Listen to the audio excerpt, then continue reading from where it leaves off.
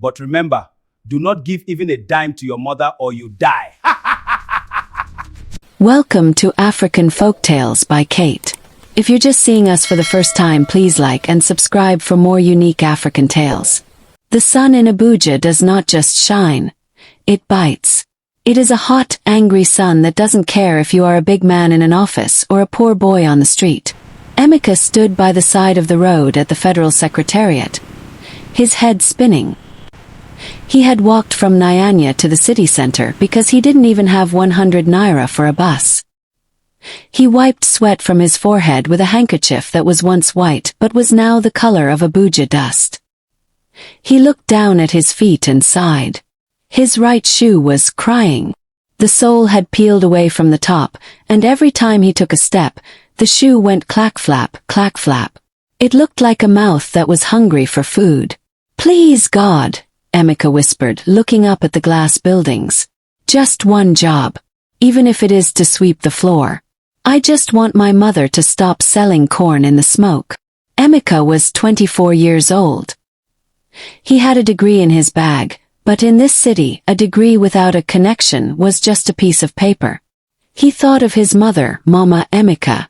Every morning at 5 a.m., she was already fanning the charcoal fire. The smoke made her cough. Her eyes were always red. She had spent all her life savings to send him to school, and now, he couldn't even buy her a new wrapper. "Hey! Get off the road!" a driver shouted, splashing dirty gutter water on Emeka's only trousers. Emeka wanted to cry, but he was too tired for tears. He sat on a concrete block, staring at his broken shoe. Suddenly, a sound like a low, powerful growl filled the air. A car, as black as a raven and as shiny as a diamond, pulled up beside him. It was a Mercedes-Benz G-Wagon. The windows were so dark you couldn't see who was inside. The window slid down slowly. Cool, minty air conditioning rushed out, hitting Emeka's sweaty face. A boy with a clean haircut and a gold chain that looked like a yellow snake around his neck looked out. "Emeka, the professor." The boy laughed. Emeka squinted. "Chidi, is that you?" Chidi was the boy who used to fail every exam in school. He was the boy Emeka used to help with his homework. But now Chidi's skin was glowing. He looked like he bathed in milk. "Don't call me Chidi anymore, man. It's Rex money now," Rex said, grinning. His teeth were perfectly white. "Omo, look at you. You look like you're fighting a war with poverty and poverty is winning." Into the car. "Let's talk." The inside of the car felt like a five-star hotel. The seats were made of red leather. There was a small fridge between the seats. Rex handed Emeka a bottle of cold water. "Drink, my friend. You look like you're about to faint," Rex said. Emeka drank the whole bottle in 3 seconds. "Rex, how did you do it? Last time I saw you, we were both trekking." Rex leaned back and tapped his gold watch. "I stopped waiting for the government, Emeka. The government is a father who has forgotten his children. Found a new father. A father who answers prayers instantly." "A job?" Emeka asked hopefully. Rex laughed so hard he started coughing. "A job. Well, job gives you crumbs. I'm talking about the whole loaf of bread. I saw your mother yesterday, Emeka. She looked very old. That smoke is killing her, man. If you don't do something soon, she won't be here to see your success." Emeka's heart squeezed. "I know. I want to help her. That's all I want." Rex's face became serious. "If you are ready to be a man, I will take you to Gwagwalada. There is a man there. He is the one who opened the door for me. But I must warn you, once you enter that room, your life changes forever. No more crying shoes. But no more normal life." Emeka looked at his broken shoe. He thought of the red eyes of his mother. "Take me there," he said. They drove out of the city, leaving the tall buildings and the streetlights behind. They turned onto a dirt road that went deep into the bush. The trees here were thick and dark. The further they went, the quieter the world became. Finally they stopped in front of a small hut. It was surrounded by a fence made of palm fronds. At the entrance, There were 2 wooden statues painted in red and white. "Take off your shoes," Rex whispered. "And leave your phone in the car." Emeka stepped out. The ground was cold and sandy. He followed Rex into the hut. The air inside was thick with the smell of burning herbs and old blood. A single red candle burned in the corner, casting long, dancing shadows on the walls. The walls were covered in red cloth. Skulls of animals hung from the ceiling. In the center sat an old man. His hair was as white as cotton, but his skin was as tough as leather. He was wearing a red wrapper, and his face was painted with white chalk. This was Baba. Baba didn't look up. He was staring into a large clay pot filled with dark water. "You have brought a hungry soul, Rex," Baba said. His voice was deep, like it was coming from underground. "He is ready, Baba," Rex said, bowing his head. Baba finally looked at Emeka. His eyes were piercing like 2 hot coals. "Sit," he commanded. Emeka sat on the dirt floor. He was trembling. "You want to be rich," Baba said. It wasn't a question. "You want to walk into a bank and see numbers that look like telephone digits. You want to buy your mother a house in the clouds." "Yes, Baba," Emeka whispered. Baba laughed, a dry, rattling sound. "The spirits of the air are ready to give you what you want. They will go into the computers of the white people across the ocean. They will blind their eyes. They will make them love you. They will make them send you all their savings. You will be a king." Baba reached into a bag and pulled out a small, sharp knife and a piece of red chalk. He drew a circle around Emeka. "But listen," Baba said, his voice becoming a growl. "Every power has a boundary. Every fire has a limit." He leaned closer to Emeka. The smell of his breath was like dry earth. "The wealth I give you is yours alone. Cannot be shared with the one who gave you life. Your mother carried you for 9 months, but she must not taste 1 kobo from your success." Emeka frowned. "I don't understand, Baba. I'm doing this for her." "No," Baba shouted, and the red candle flickered wildly. "If you give her 1 naira, you die. If you buy her a cup of gari, you die. If you pay a doctor to help her, you die. If you even hire a girl to sweep her floor with your money, your heart will stop before the sun goes down. She must remain in the dust while you sit on the throne." Emeka felt a chill run down his spine. "But she is my mother. Choose," Baba hissed. "The life of a king in Maitama, or the life of a beggar in Nyanya. Choose now." Emeka thought of the no vacancy signs. He thought of the dirty water the driver had splashed on him. He thought of his mother's cough. He told himself, "I will get the money first. Once I am a billionaire, I will find a way to help her. I will trick the spirits." "I choose the wealth," Emeka said. Baba smiled, showing teeth that were sharp and yellow. "Good." He took the knife and made a tiny cut on Emeka's thumb. He let 3 drops of blood fall into the clay pot.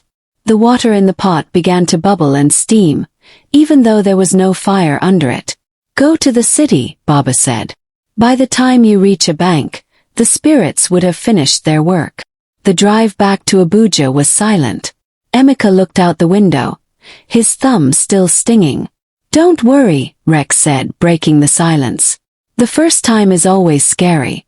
But wait until you see the alert. You will forget all this mother talk." They arrived at a bank in Woods. It was late, and the ATM gallery was nearly empty. Emeka walked to the machine. His hands were shaking so much he almost dropped his card.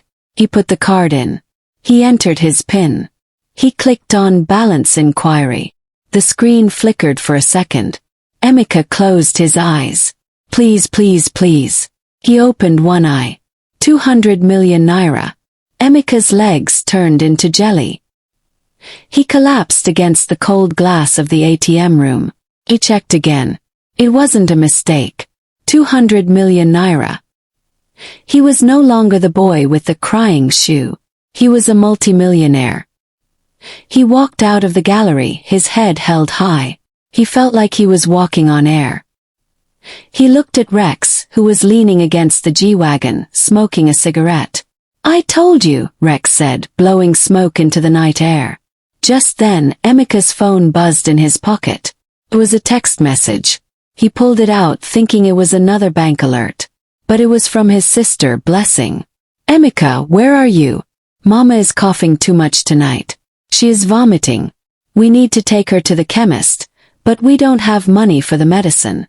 Please, if you have found even 1,000 naira today, help us. Emeka looked at the text. Then he looked at the bank screen behind him. 200 million naira. He started to type the reply. I am coming with the money. Suddenly, the air around him turned ice cold. He heard a whisper in his ear, right there in the middle of woods. It was Baba's voice. Your mother must not taste your success. If she does, you die before the sun sets. Emeka's finger hovered over the send button. He looked at the sky. The sun was gone, but the moon was bright. He deleted the text. He didn't reply. He walked to the G-Wagon and entered. Let's go, Rex, Emeka said, his voice sounding dead. Take me to a car dealer. I want to buy a Benz. As the car sped away, Emeka didn't look back. But in his heart, a small dark seed had been planted. He was rich, yes. But he had just started the most dangerous game in Abuja. The gates of the mansion in Maitama opened like the wings of a giant white bird. Emeka sat in the back of his new car, a black Range Rover that smelled of expensive leather and new money. He looked at the house. It was not just a house. It was a palace. The walls were painted a bright, clean white that hurt his eyes in the morning sun. There was a swimming pool in the backyard that sparkled like 1,000 blue diamonds. This is it, Oga Emeka, Musa, his new driver, said. Musa was a tall man who wore a crisp uniform.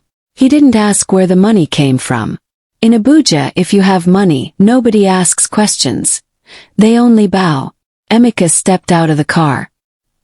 He was wearing a designer tracksuit and sneakers that cost more than his mother's entire corn business. He walked into the living room. The floor was made of marble so smooth he could see his own face in it. The ceiling was high, with a chandelier made of glass crystals that jingled whenever the air conditioner blew. I am a king, Emeka whispered. He sat on a sofa that felt like sitting on a cloud. But as he sat there, the silence of the big house began to feel heavy. In Nyanya there was always noise. The sound of children playing, the sound of neighbors arguing, the sound of his mother's voice calling him to come and eat. Here, there was only the low hum of the fridge and the ticking of a gold clock on the wall. Emeka spent his afternoons in a special room he called the War Room. It was filled with 3 massive computer screens and the fastest internet money could buy. This was how he worked. He opened his laptop. He wasn't Emeka anymore. Online, his name was Captain David, a lonely American soldier fighting in a faraway desert. He had found a new client, a woman named Sandra from a cold city in Canada. My dearest Sandra, Emeka typed. The war is loud, but my heart is quiet because I am thinking of you. I want to leave this army and come to you, but the generals say I must pay a fee of $20,000 to be released. He watched the screen. Within minutes, the little typing bubble appeared. Oh, David, I cannot let you stay in that dangerous place. I will send the money today. I love you. Emeka's phone buzzed almost immediately. 32 million naira. Emeka leaned back in his leather chair. 32 million naira in 5 minutes. It was like magic. But as he looked at the alert, he remembered the red shrine. He remembered the smell of the burning herbs. He remembered Baba's sharp, yellow teeth. If you give her 1 naira, you die. He closed his eyes, but all he could see was his mother's face, covered in the gray smoke of the corn fire. He shook his head. No, he told himself. I am doing this so that one day when the spirits are tired, I can save her. I just need more money first. A week passed. Emeka was eating a steak that was so tender it melted like butter when his intercom buzzed. Oga, Musa's voice came through the speaker.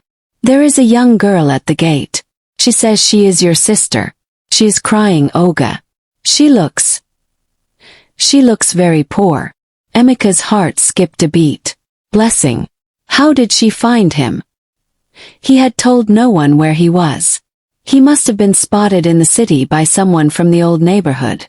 Don't let her in, Emeka shouted, dropping his fork. But Oga, she says your mother is very sick. She says she is in the national hospital and they won't treat her unless they pay. Emeka stood up so fast he knocked over his glass of red wine. The wine spilled across the white tablecloth like a pool of blood. He ran to the window and looked down at the gate. There she was. Blessing. She was wearing the same torn yellow dress she had been wearing for 2 years. Her hair was messy, and her face was covered in dust and tears. She was banging her fists against the giant metal gates of the mansion. Emeka! Emeka, I know you are in there, she wailed. Her voice was thin and broken. Please. Mama is dying. They say her lungs are full of smoke. She needs oxygen, Emeka. Just 10,000 naira for the first tank. Please. Emeka grabbed the edge of the curtain. His hand was shaking. He wanted to run down the stairs. He wanted to carry Blessing inside and give her all the money in his safe. He wanted to drive to the hospital and tell the doctors, I am Emeka. I have millions. Save my mother. But then he felt it. The air in the room suddenly became very hot. The red chandelier began to shake. He looked at the wall and saw a shadow that didn't belong to him. It was the shadow of an old man with a staff. If she tastes your success, you die before the sun sets. Emeka looked at the clock. It was 2 p.m. The sun was high and bright. If he helped her now, he wouldn't live to see the moon. Musa! Emeka yelled into the intercom. Tell her I don't know her. Tell her she has the wrong house. Call the police if she doesn't leave. Oga! Musa's voice sounded shocked. But she is your blood. Do what I told you. Emeka screamed. He watched through the window.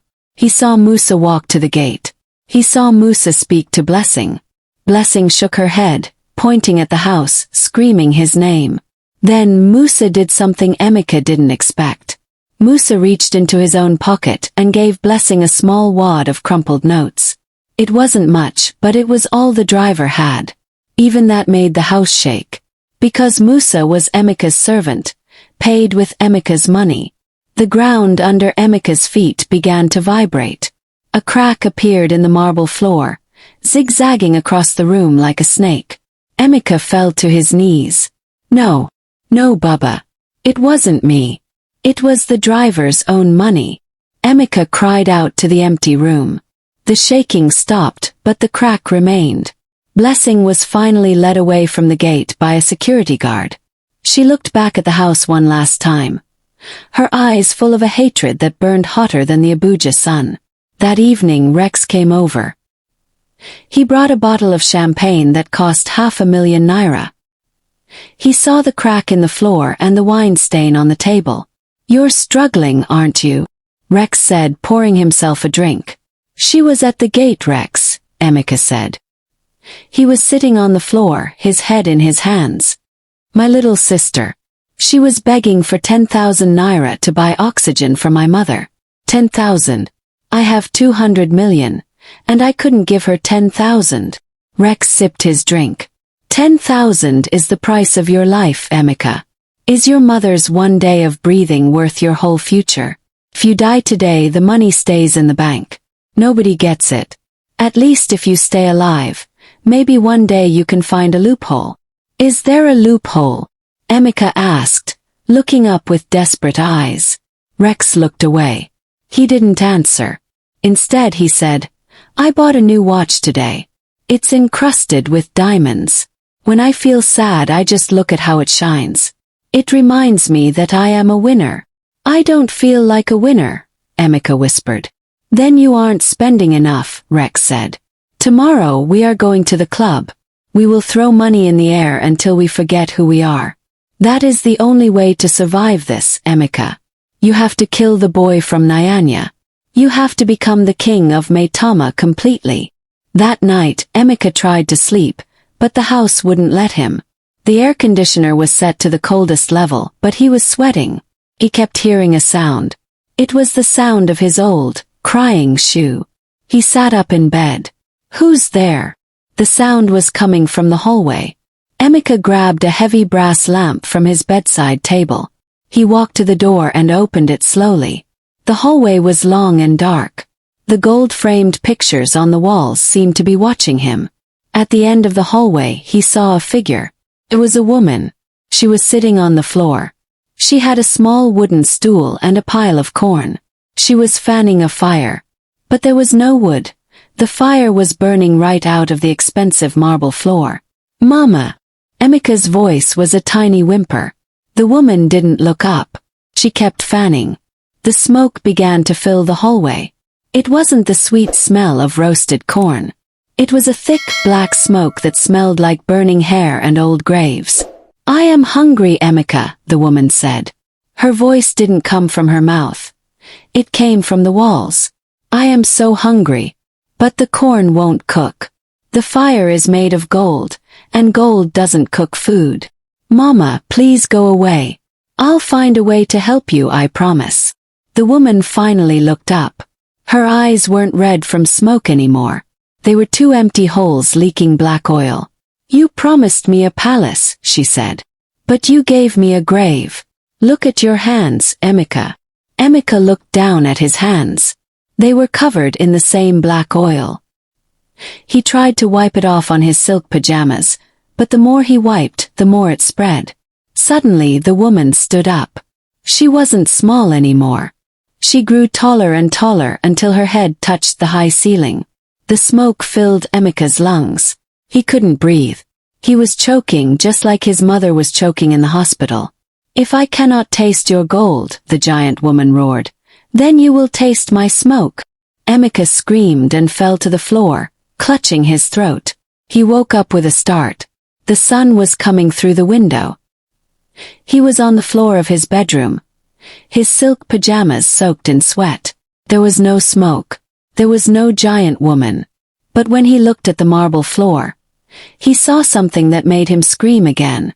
Right where the woman had been sitting in his dream, there were two black, charred footprints burned into the white stone. And next to them lay a single ear of corn, black, burnt, and smelling of the grave. Emeka realized then that the herbalist wasn't just watching his money. The herbalist had moved into his house. Emeka sat on his bed, staring at the burnt ear of corn on his floor. He didn't touch it. He was afraid that if he did, his fingers would turn to ash. "I can't do this anymore," he whispered. His voice was shaky. "I have 250 million naira. I have a house with 10 toilets. But my mother is in a hospital bed, and I am here eating steak." He looked at his phone. Another message from Blessing. "Brother, please. The doctor said they will move Mama to the hallway because we haven't paid for the room. She is crying. She is calling your name." Emeka felt a hot tear roll down his cheek. He wiped it away angrily. He was a millionaire. Why was he crying like a baby? Then a thought popped into his head. It was a bright idea, the kind of idea a desperate person thinks is smart. "Baba said my money must not touch her life," Emeka said, his eyes widening. "He said I must not help her. But what if it doesn't look like it's coming from me? What if it looks like a miracle from God?" He stood up and began to pace. He needed someone who didn't know him. Someone who wasn't Musa the driver. Someone who couldn't be traced back to the king of Maitama. Emeka drove himself this time. He took the red sports car. He drove to a busy part of Abuja called was Zone 4. This was where people changed dollars and did all sorts of smart business. He saw a man standing by a corner. The man was wearing a gray suit that was a bit too big for him, and he was carrying a briefcase that looked old but professional. Emeka pulled over and wound down his window. "Ooh, come here." The man hurried over, smiling. "Yes, Oga. Do you want to change dollars? Or do you need a lawyer? I am Barrister Festus. I can handle any case." Emeka looked at him. Festus looked like the kind of man who would do anything for 20,000 naira. "I have a job for you, Barrister," Emeka said. "But you must follow my rules exactly. If you fail, you won't like what happens. Oga, I am a professional, Festus said, hitting his chest. Emeka reached into the glove compartment and pulled out a thick envelope. It was filled with 5 million naira in cash. The barrister's eyes almost popped out of his head. He had never seen that much cash in one place. Take this, Emeka said. Go to the National Hospital. Look for a woman named Mrs. Okeke in the respiratory ward. Tell her you represent a foundation for poor mothers. Tell her she has been chosen for a special grant. Pay all her bills. Buy her the best medicine. Hire 3 private nurses to watch her. Do you understand? Festus was nodding so fast his glasses almost fell off. Yes, Oga. Foundation for poor mothers. Understand. You are a good man, Oga. One more thing, Emeka said, grabbing the man's tie. If you mention the name Emeka, or if you tell anyone where this money really came from, I will find you. Now go. Festus scrambled into a taxi and disappeared. Emeka leaned back in his seat and breathed a sigh of relief. There, he said, smiling for the first time in days. I didn't help her. The foundation helped her. The spirits can't be angry at a foundation. Emeka went back to his mansion. He felt like a weight had been lifted from his shoulders. He even went to the kitchen and asked his cook to make him a large plate of jollof rice and fried chicken. The loophole, Emeka laughed as he ate. Rex said there was no loophole, but I found one. I am smarter than the herbalist. He spent the afternoon watching movies in his private cinema. He felt great. He checked his phone. No more sad messages from Blessing. He imagined her face when the barrister arrived with the money. He imagined the oxygen mask being placed on his mother's face, giving her the cool, clean air she needed. But as the clock ticked toward 5 p.m., the air in the house began to change. Abuja is famous for its beautiful sunsets. The sky usually turns orange and pink. But today, the sky outside the mansion windows was turning a strange, bruised purple.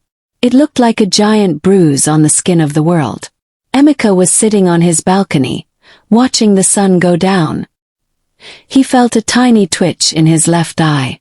Then he felt a cold breeze, but the air conditioner was turned off. Suddenly his phone rang. It was an unknown number. Hello, Emeka said. Is this the owner of the red car? A voice asked. Sounded like a policeman. Yes. Who is this? This is Sergeant Danjuma. We are at the Woods Market Bridge. There has been a terrible accident. A taxi was crushed by a cement truck. A man in a gray suit was inside. He is gone, Oga. But we found an envelope with your car's registration number written on a small note inside. Emeka's heart stopped. The man, Festus. Is he dead? Yes, Oga. And the money is everywhere. The wind is blowing it into the gutters. People are fighting over it. None of it reached the hospital. Emeka dropped the phone. It shattered on the marble floor. If you give her 1 naira, you die. Before the sun sets. The sun was halfway behind the horizon. Emeka's chest began to burn. It wasn't a prick anymore. It felt like someone had poured hot lead into his veins. He fell to his knees, clutching his heart. Please, he screamed at the purple sky. I tried. It wasn't my fault. The truck was an accident. The sun was almost gone. Only a tiny sliver of light remained. Emeka crawled toward the edge of the balcony, gasping for air.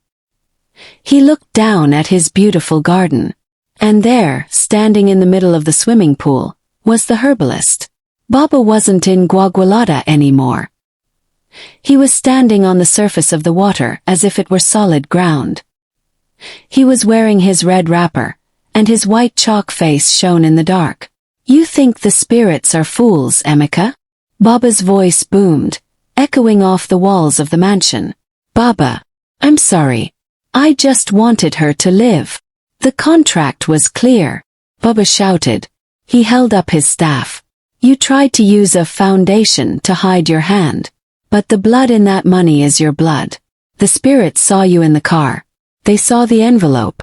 They sent the truck to stop the cheat. Please, Baba. Take the money back. Take the house. Just let me live. Baba laughed, and the sound made the glass windows of the mansion crack. The sun is setting, Emeka. The price must be paid. But because you tried to be smart, the price has gone up. Emeka felt his heart give a giant thump, so loud it felt like it would break his ribs. He fell flat on his face. He could feel his life slipping away like water leaking out of a broken pot. But then the sun finally disappeared. The world went dark. Emeka waited for the end. He waited for his heart to stop. 1 second, 2 seconds, 10 seconds. He was still breathing. He looked up. Baba was gone. The garden was empty. The pain in his chest had faded into a dull, cold ache. I'm alive, Emeka whispered. He touched his face. It was cold and wet with sweat, but he was alive. Why am I alive? Emeka dragged himself inside and into his bathroom. He splashed cold water on his face. He needed to see himself. He needed to know he was still human. He looked into the mirror. He didn't scream this time. He couldn't. His voice was gone. In the mirror he saw himself, but he looked 60 years old. His hair, which had been black and fresh, was now thin and white. His skin was wrinkled and gray. But that wasn't the scariest part. He looked at his reflection's chest. His shirt was missing in the mirror, and right over his heart, there was a tattoo that hadn't been there before. It was a tattoo of a small, withered ear of corn. And every time his heart beat, the tattoo glowed with a faint, sickly red light. He looked down at his actual chest. There was no tattoo on his real skin. It was only in the mirror. The price has gone up, he remembered Baba saying. Suddenly his phone buzzed. It was a video call from Blessing. He didn't want to pick it up, but his hand moved on its own, as if a string was pulling it. He answered. Emeka! Blessing was screaming. She was in the hospital. Behind her, he could see their mother. Mama Emeka was sitting up in bed. She looked healthy. Her eyes were bright. She wasn't coughing. Emeka, it's a miracle, Blessing cried. The doctors came in 10 minutes ago. They said a private donor paid for everything. They gave her the best medicine and she just woke up. She says she feels like a young girl again. Look at her. Mama Emeka smiled at the camera. My son. Am well. God has sent an angel to save me. Emeka stared at the screen. He should have been happy. This was what he wanted. But he looked at the mirror again.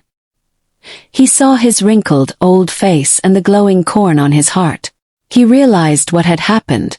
The spirits hadn't killed him. Instead, they had taken his life force, his years, and given them to his mother. He had helped her by accident through the barrister's attempt, so the ritual had taken the payment directly from his body. He was 24, but he was living in a body that was about to die. And his mother was healthy, but only because she was eating his life. I'm glad you're okay, Mama, Emeka croaked. His voice sounded like a dry leaf. Emeka, why do you sound so old? His mother asked, her smile fading. And why is the room so dark? Turn on the light, my son. Let me see your face.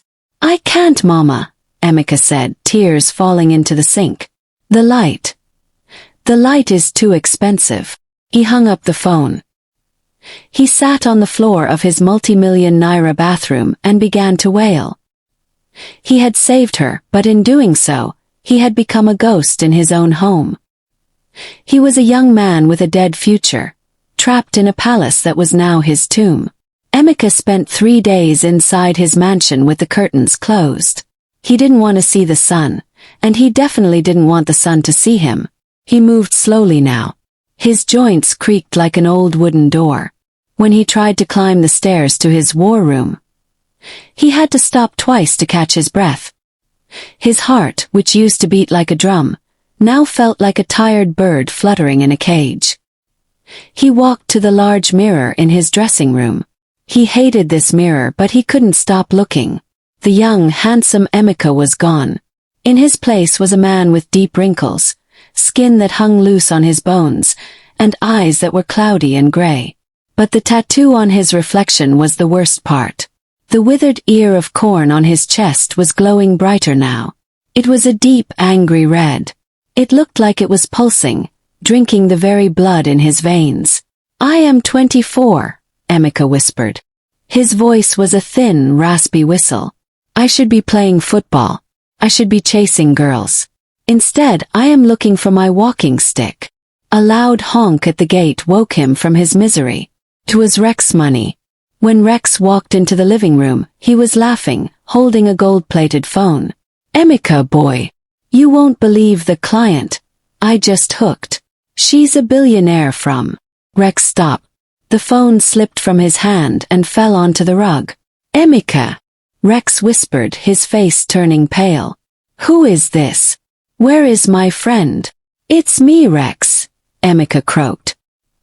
He was sitting in a big armchair, wrapped in a heavy blanket even though the Abuja heat was blazing outside. Rex backed away, his eyes wide with terror. "No, oh no, this is not you. This is an old man. What did you do? Did you go back to the shrine without me?" "I tried to help her, Rex," Emeka said, a single tear falling into a deep wrinkle on his cheek.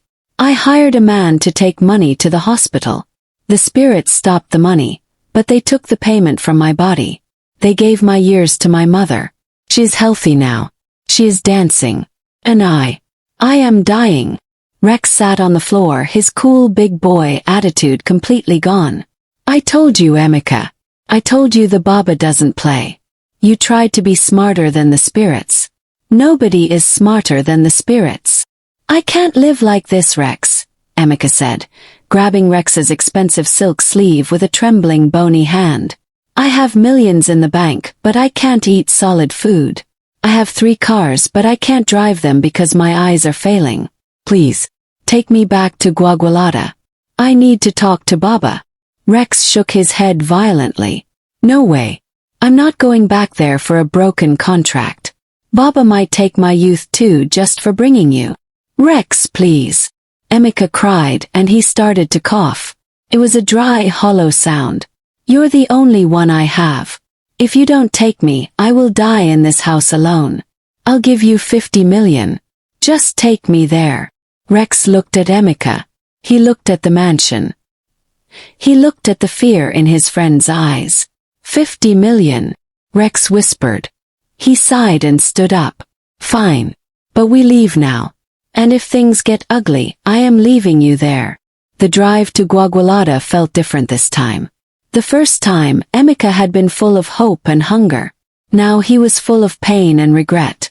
As they turned onto the dirt path leading to the shrine, the trees seemed to reach out with their branches like skeletal fingers, scratching the sides of the car. The air was thick and smelled of rotten eggs and wet earth. They reached the hut. The red and white statues at the gate seemed to be laughing at Emeka as he struggled to get out of the car. Rex had to hold him under his arm to keep him from falling. "Shoes off," Rex whispered, though his voice was shaking. Emeka stepped onto the dirt. Felt like walking on hot coals. They entered the hut. The red candle was still burning. The animal skulls were still hanging. And Baba was still sitting in the center, staring into his clay pot. But this time the water in the pot was red like blood. "The old man returns," Baba said without looking up. "But wait. He is not an old man. He is a boy who thought he was a god." Rex bowed low. "Baba, we have come to beg. My friend made a mistake. He is sorry." Emeka fell to his knees. "Baba, please. Look at me. I am a ghost. Take the money back. Take the house in Maitama. I don't want the cars anymore. Just give me back my life. I want to be young again." Baba finally looked up. His eyes were even more terrifying than before. They were completely black. No white, no pupils. Just 2 holes of darkness. "You gave your life away, Emeka," Baba said. "You tried to cheat the spirits with your foundation. The spirits do not like to be cheated. They saw your mother's empty lungs, and they saw your full ones. They simply moved the air from you to her. It was a fair trade. It's not fair, Emeka wailed. She is old. She has lived her life. I am just starting. Baba leaned forward, his chalk-covered face inches from Emeka's. You chose the money over her. But when the time came you couldn't stay away. You are weak, Emeka. And the weak must pay. Is there no way? Emeka pleaded, his forehead touching the dirt. There must be a way to reverse it. I'll do anything. Baba went silent for a long time. The only sound was the crackling of the red candle. Finally he spoke. There is one way, Baba whispered. But it is a path of no return. Emeka looked up, hope shining in his gray eyes. Tell me. Anything. Baba reached into a wooden box and pulled out a small glass bottle. Inside was a liquid that looked like liquid silver, swirling and glowing. The life force is currently in your mother, Baba said. She is strong because she is wearing your years like a new dress. To get them back, the dress must be torn off her. How? Emeka asked. You must go to her, Baba said. You must wait until she is asleep. You must take this liquid and pour it into a cup of water. You must make her drink it. When she drinks it, the years will leave her body and return to yours. Emeka's heart hammered against his ribs. And what happens to her? Baba's smile was cold and sharp. She will return to what she was. A woman with smoke in her lungs. A woman who is dying. But this time the spirits will not be kind. She will not go slowly. She will go before the next sun rises. You will be young, handsome and rich. But you will be an orphan. The room felt like it was spinning. Emeka looked at the silver liquid in the bottle. I have to kill her, Emeka whispered. You are not killing her, Baba laughed. You are simply taking back what is yours. She lived her life. Why should she steal yours? Think of the mansion, Emeka. Think of the gold watches. Think of the red sports car. Do you want to leave all that to rot while you die in a nursing home? Rex, who had been quiet, whispered from the corner. Emeka. It's your life, man. She's old. She would want you to live. Emeka reached out his trembling hand. His fingers touched the cold glass of the bottle. If I do this, Emeka said, his voice stronger now, I will be young again. For real. You will be as you were on the day you first entered this shrine, Baba promised. And the money will still be in your bank. You will have everything. Emeka took the bottle. It felt heavy like it was made of lead. He tucked it into his pocket. Go now, Baba said, waving his hand. The moon is rising. You have until dawn to make your choice. If the sun rises and she has not drunk the silver, you will remain as you are until your heart stops. Which I think will be very soon. The drive back to the National Hospital was a nightmare. Emeka didn't speak. He just sat in the back, clutching the bottle in his pocket. He thought about the days in Nyanya. He remembered when he was a little boy and he had malaria. His mother had sat by his bed for 3 nights, rubbing his head with cold water, refusing to eat until he was better. She had sacrificed everything for him. And now he was holding her death in his pocket. Are you going to do it? Rex asked, looking at him through the rearview mirror. Emeka didn't answer. He looked at his wrinkled hands. He felt a sharp pain in his back. He thought of the beautiful life waiting for him in Maitama. They arrived at the hospital. It was late. The hallways were quiet, smelling of bleach and sickness. Emeka moved slowly, hiding his face with a hat so the nurses wouldn't see his old man's skin. He reached room 402. He pushed the door open. The room was peaceful. There was a small bouquet of flowers on the table. Flowers he had paid for with his foundation money. And there in the bed was his mother. She looked beautiful. Her skin was smooth. Her breathing was deep and easy. She was smiling in her sleep, as if she were having the best dream of her life. On the nightstand there was a plastic cup of water. Emeka's hand went to his pocket. He pulled out the silver bottle. His heart was screaming. Live Emeka. You are too young to die. She has lived her life. But another voice, a smaller, softer voice, whispered, "She gave you life twice. Once when you were born and once when she took your sickness. Are you really going to steal it back?" Emeka unscrewed the cap of the silver bottle. The liquid glowed in the dark room, casting a ghostly light on his mother's face. He leaned over the cup of water. "I'm sorry, Mama," he whispered, his hand hovering over the cup. "I'm so sorry." One drop of silver fell toward the water. The silver drop hung in the air, trembling. It looked like a tiny, glowing moon. Below it, the plastic cup of water sat waiting. One drop, and Emeka would be young again. One drop, and he would return to his mansion in Maitama. One drop, and his mother would be dead. Emeka's hand shook so violently that the bottle clinked against the side of the cup. "Who is there?" The voice was soft, but in the quiet hospital room, it sounded like a shout. Emeka froze. He tried to hide the bottle behind his back, but his old, stiff joints popped loudly. Mama Emeka opened her eyes. She sat up slowly, looking at the shadow standing by her bed. Because the room was dark, she couldn't see the wrinkles or the white hair clearly. She only saw the shape of a man. "Is that the doctor?" she asked. Her voice was strong, the voice of a woman who had been given a second chance at life. "Or is it my son? Emeka. Is that you?" Emeka backed away into the shadows.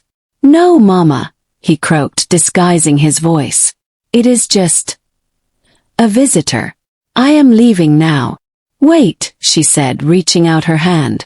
"Don't go. You sound like a man who is carrying a heavy load. Come into the light.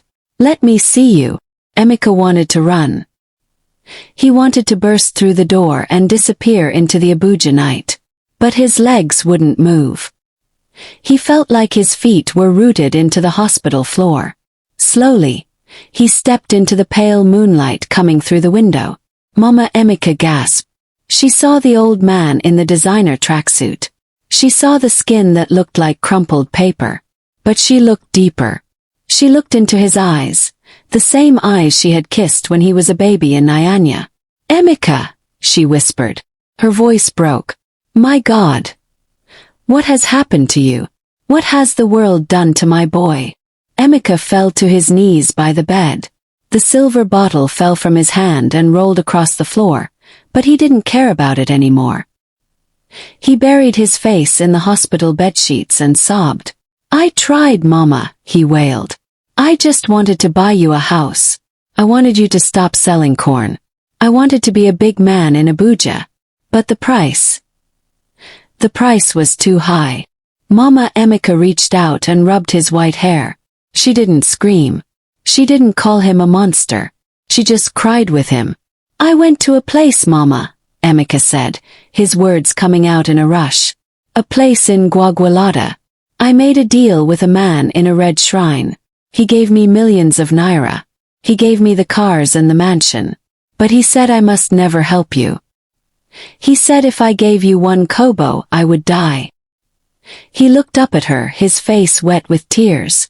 "But I couldn't do it. I saw you dying and I tried to cheat. I sent a lawyer. The spirits saw me. They took my youth and gave it to you. They made me an old man so that you could live." Mama Emeka listened, her heart breaking for her son. "Oh, Emeka, did you think I wanted a palace more than I wanted my son? Did you think a gold watch could replace the boy I carried for 9 months? I have a bottle, Mama," Emeka whispered, pointing to the silver liquid on the floor. "The herbalist gave it to me. He said if you drink it, I will be young again. I will be handsome. I will have the cars and the money back. But you will have to go." The room went silent. The only sound was the steady beep beep beep of the heart monitor. Mama Emeka looked at the bottle on the floor. Then she looked at her son's tired, old face. She reached out and grabbed the plastic cup of water from the nightstand. "Give it to me," she said firmly. Emeka blinked. "What?" "The bottle," she said. "Pour it into my water. If my life can give you back your future, then I have lived enough. I am just a corn seller from Nyanya. You are a young man with a world to see. Pour it, Emeka. I am ready." Emeka stared at her. He looked at the bottle. He thought of the red sports car. He thought of the war room and the millions of naira. He thought of how people in Abuja would bow to him again. He could have it all back. All he had to do was let her do what mothers always do. Sacrifice. He picked up the bottle. He held it over the water. "Drink it, my son," Mama Emeka said, smiling through her tears. "I am not afraid." Emeka looked at the silver liquid. He saw his reflection in it. The reflection of a greedy boy who had sold his soul for a Benz. "No," Emeka said. "Emeka, do it," she pleaded. "No, Mama," Emeka shouted. His voice was no longer a whistle. It was a roar of a man who had finally found his heart. "I spent my life trying to be a big boy. I spent my life lying to women across the ocean. I spent my life hiding from the people I love. I don't want the mansion anymore. I don't want the cars. If this is the only way to be young, then I would rather die an old man." Emeka stood up, his bones aching, and he threw the silver bottle against the wall with all his might. The glass shattered. The silver liquid splashed against the wall and immediately turned into black, stinking smoke. The smoke hissed like a snake and vanished into the air conditioning vent. At that exact moment, 20 miles away in Maitama, the mansion began to shake. Musa the driver ran out of the gate as the white walls began to crumble. The Mercedes-Benz, the Range Rover, and the red sports car all began to melt. They didn't turn into scrap metal.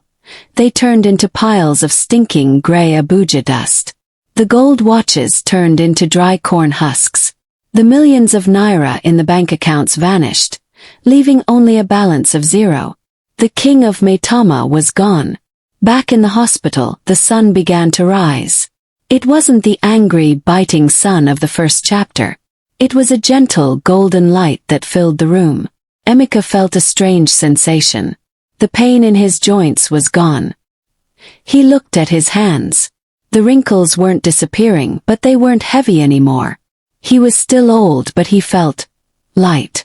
The tattoo of the withered corn on his chest, the one only the mirror could see, finally faded away. The herbalist's mark was gone. "I'm still old, Mama," Emeka said, looking at his hands. "But you are alive, my son," she said, pulling him into a hug. "And you are free." The door opened and Rex Money walked in. He wasn't wearing his gold chain. He wasn't wearing his silk robe. He was wearing a simple t-shirt and jeans. He looked terrified. "It's all gone, Emeka," Rex whispered. "My house, my cars, everything turned to dust. I went to Gwagwalada this morning. The shrine is gone. There is only an empty field with a few burnt trees." Emeka looked at Rex and smiled. It was the first real smile he had given in years. "It's okay, Rex. The money wasn't ours anyway. It belonged to the smoke." 6 months later, a young girl walked through the Waz market. She stopped at a stall where a man was selling roasted corn. The man looked very old, with white hair and a kind, wrinkled face. He worked slowly, but he always had a smile for everyone. Next to him, a healthy older woman helped wrap the corn in newspapers. "Here you go, my daughter," the old man said, handing the girl an ear of corn. "Thank you, Baba," the girl said, handing him 100 naira note. The man took the money. He looked at it. It was just 100 naira. It wasn't $1 million. It wasn't a credit alert. But as he put it into his pocket, he didn't feel a prick in his chest. He didn't hear the whisper of spirits. He only heard the sound of the birds and the chatter of the market. Blessing, Emeka's sister, came to the stall carrying a basket of cold water to sell. "Brother Emeka, Mama, it's time for lunch." Emeka stood up, wiping the charcoal dust from his hands. He looked at his mother. She was healthy. He looked at his sister. She was happy. They lived in a small 2-room house in Nyanya. It didn't have a swimming pool. It didn't have marble floors. But the doors had no locks, because they had nothing left that a thief would want to steal. Every night, Emeka would lie down on his simple foam mattress. He would close his eyes and within seconds, he would fall into a deep, peaceful sleep. He was the poorest man in Abuja. He was an old man in a young city. But as the moon rose over the hills of the capital, Emeka knew the truth that the boys in the G-wagons would never understand. A life bought with blood is a prison, but a life built with love is a palace that can never be destroyed.